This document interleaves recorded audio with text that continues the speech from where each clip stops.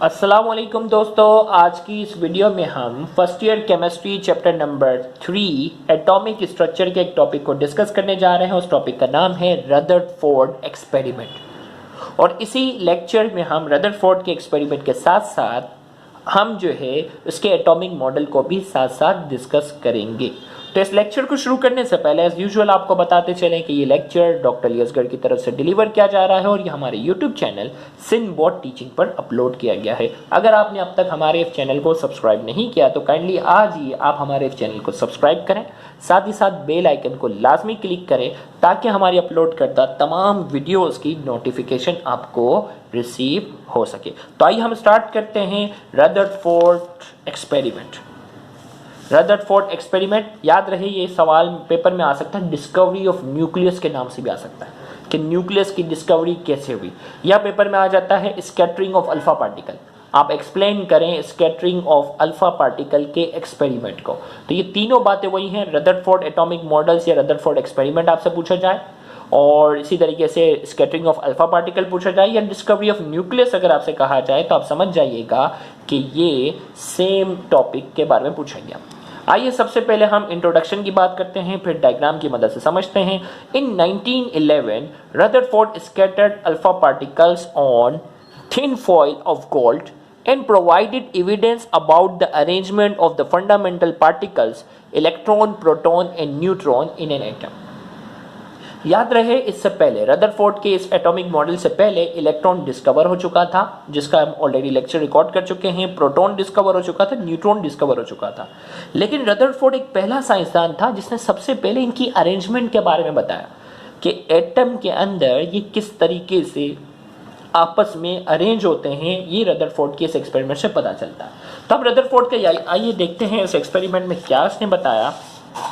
Rutherford ने क्या किया, गोल्ड फॉइल होता है ना, एक बारीक सी लेयर होती है किसी भी मेटल की, जैसे मिठाई होती है ना, मिठाई के ऊपर जो है वो एल्यूमिनियम की फॉइल लगी हुई होती है, वैसे इसने गोल्ड फॉइल ली और इसने एक रेडियो एक्टिव सब्सटेंस लिया जो कि अल्फा पार्टिकल प्रोड्यूस करने की सलाहियत रखता है, उसको लेड चेंबर के अंदर रखा, साथ ही साथ गोल्ड फॉइल को फोटोग्राफिक प्लेट के बिल्कुल बीच में रख दिया। अब उसने क्या किया, अब देखो याद रखिएगा अल्फा पार्टिकल चार्ज पार्टिकल है और चार्ज पार्टिकल जब भी फोटोग्राफिक प्लेट से जब टकराएगा तो क्या प्रोड्यूस होगी, चमक प्रोड्यूस होगी। हुआ ये कि जब उसने अल्फा पार्टिकल को जैसे ही गोल्ड फॉइल से, देखो बिल्कुल स्ट्रेट लाइन में आ रहा है अल्फा पार्टिकल को उसने जैसे ही गोल्ड फॉइल से स्ट्राइक किए तो उसने ये देखा कि ज्यादातर अल्फा पार्टिकल जो है वो गोल्ड फॉइल से गुजर गया, क्योंकि जितनी चमक जो है वो गोल्ड फॉइल रखते वक्त प्रोड्यूस हो रही थी ना, गोल्ड फॉइल को अगर हटा दो फिर भी अल्फा पार्टिकल के टकराने की वजह से यहाँ चमक प्रोड्यूस होगी। और गोल्ड फॉइल को जब मैं सामने रख रहा था और रदरफोर्ड जब सामने रख रहा था तो हुआ ये कि ये चमक में मामूली सी कमी है, तकरीबन वही चमक प्रोड्यूस थी। तो रदरफोर्ड ने कहा ज्यादातर अल्फा पार्टिकल तो गोल्ड फॉइल से गुजर गए और बिल्कुल मामूली सी चमक जो है फ्लोरेसेंस यहाँ प्रोड्यूस होते हुए देखी, यहाँ प्रोड्यूस होते हुए देखी, यहाँ प्रोड्यूस होते हुए देखी, यहाँ प्रोड्यूस होते हुए देखी। मतलब इतना कि 8000 गुना कम इनकी इंटेंसिटी थी इस चमक में और इस चमक में 8000 गुना का फर्क था। तो रदरफोर्ड ने ये कहा कि ज्यादातर अल्फा पार्टिकल जो है वो गोल्ड फॉइल से क्या हो गए, गुजर गए और हर 8000 में से कोई एक जो होता है वो मुख्तलिफ एंगल पर जाकर क्या हो जाता है, स्कैटर्ड हो जाता है, अपने रास्ते से क्या हो जाता है, हट जाता है।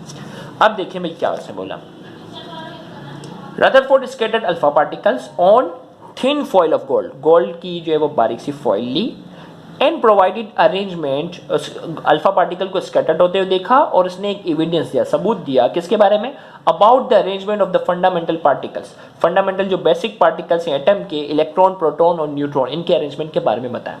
अब एक्सपेरिमेंट क्या किया, Rutherford took a photographic plate, इसने फोटोग्राफिक प्लेट ली और फिर क्या किया, विथ फ्लोरेसेंट इंटरनल वॉल, और इसके इंटरनल वॉल में उसने जो है वो फ्लोरेसेंस मटेरियल रखा, यानी कोई भी चार्ज पार्टिकल टकराएगा तो चमक प्रोड्यूस होगी। He placed a very thin gold foil 0.00004 centimeter inside the plate and bombard alpha particles on the foil। और उसने बिल्कुल बारीक सी गोल्ड फॉइल, उसने क्या किया, बिल्कुल बारीक सी जो गोल्ड फॉइल थी उसको वहां से फोटोग्राफिक प्लेट के बीच में रखा और इस अल्फा पार्टिकल को उससे क्या किया, स्ट्राइक किया। अब उसने क्या ऑब्जर्व किया, हम उसकी बात करते हैं, ऑब्जर्वेशन की बात करते हैं। तो observation, As a result of the above experiment, Rutherford observed most of the alpha particle pass through the foil undeflected, and a very few particles, 1:8000, did not pass and deflected with large angle. उसने ये देखा कि भाई चमक तो यहाँ की चमक इस चमक के मुकाबले में, इन चमक के मुकाबले में 8000 गुना ज़्यादा है। तो उसने कहा कि ज़्यादातर अल्फा पार्टिकल गोल्डफील्ड से गुजर गए और बिल्कुल मामूली से हर 8000 में से कोई एक आध जो है वो अपने रास्ते से क्या हो जाता है, हट जाता है। उसने ये ऑब्जर्व किया और इस ऑब्जर्व की बेस पर उसने कुछ पॉइंट्स पेश किए जो कि रदरफोर्ड एटॉमिक मॉडल या रदरफोर्ड अजम्पशन के नाम से जाने जाता है। अब उसने क्या पॉइंट पेश किया अपनी ऑब्जर्वेशन की बेस पर? Number 1, most of the space of the atom is empty. इसने कहा एटम का ज्यादातर स्पेस जो है वो क्या है, खाली है, इसी वजह से ज्यादातर अल्फा पार्टिकल तो गुजर गए। दूसरा, the centre portion of the atom is not empty which is called nucleus. और उसने कहा कि एटम का जो सेंटर वाला हिस्सा है ना वो खाली नहीं है, और उसे रदरफोर्ड ने सबसे पहले उसे नाम दिया न्यूक्लियस का। एटम का जो सेंटर वाला हिस्सा है वो खाली नहीं है और रदरफोर्ड ने उसे नाम दिया न्यूक्लियस का। The size of the nucleus is very small as compare to the size of atom. इसने कहा कि न्यूक्लियस की जो साइज है वो एटम की साइज के मुकाबले में क्या है, बहुत ही कम है। तभी तो ज्यादातर अल्फा पार्टिकल क्या हो गए थे, तभी तो ज्यादातर अल्फा पार्टिकल जो है वो गुजर गए थे, क्योंकि इस न्यूक्लियस की साइज एटम की साइज के मुकाबले में क्या है, बहुत ही छोटी है और एटम का ज्यादातर हिस्सा जो है वो खाली है। Nucleus has positive charge. Nucleus के ऊपर जो चार्ज है वो क्या है, पॉजिटिव है। क्यों पॉजिटिव है? क्योंकि बिल्कुल मामूली से अल्फा पार्टिकल्स जो थे वो अपने रास्ते से हट रहे थे, क्योंकि अल्फा पार्टिकल के ऊपर भी कौन सा चार्ज है, अल्फा। देखो इतने सारे अल्फा पार्टिकल गुजर गए, लेकिन बिल्कुल मामूली से अल्फा पार्टिकल अपने रास्ते से हट रहे हैं। अल्फा पार्टिकल के ऊपर पॉजिटिव चार्ज है तो न्यूक्लियस के ऊपर भी क्या होगा, पॉजिटिव होगा, तभी अल्फा पार्टिकल जो कुछ थे वो अपने रास्ते से हट रहे थे। About all the mass of an atom is concentrated in this small nucleus। और उसने कहा कि एटम का जो ज्यादातर मास है ना वो इसी न्यूक्लियस के अंदर मौजूद है, एटम का ज्यादातर हिस्सा खाली है। Proton and neutron lies in the nucleus. अब न्यूक्लियस के ऊपर पॉजिटिव चार्ज है तो लाजमी प्रोटॉन और न्यूट्रॉन इस न्यूक्लियस के अंदर होंगे और इलेक्ट्रॉन इसके गिर्द क्या कर रहा है, मुसलसल चक्कर लगा रहा है। तो proton and neutron lie in the nucleus, nucleus के अंदर है। Electron lie outside the nucleus, electron जो है वो न्यूक्लियस के बाहर पाया जाता है। Electron are revolving around the nucleus, और ये न्यूक्लियस के गिर्द मुसलसल क्या कर रहा है, चक्कर लगा रहा है। They are continuously revolving around the nucleus, they are continuously, revolving का वर्ड यहाँ मिस है, तो they are continuously revolving, revolving का वर्ड मैंने यहाँ ऐड कर दिया। और इसने कहा कि ये मुसलसल इसके गिर्द क्या करता है, चक्कर लगा रहा होता है।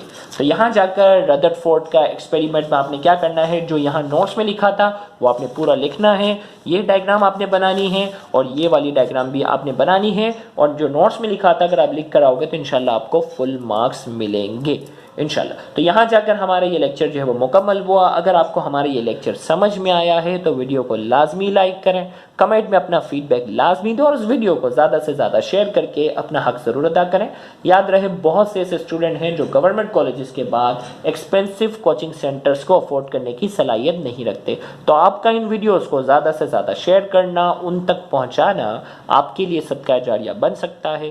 Thank you very much. अल्लाह हाफ़िज़।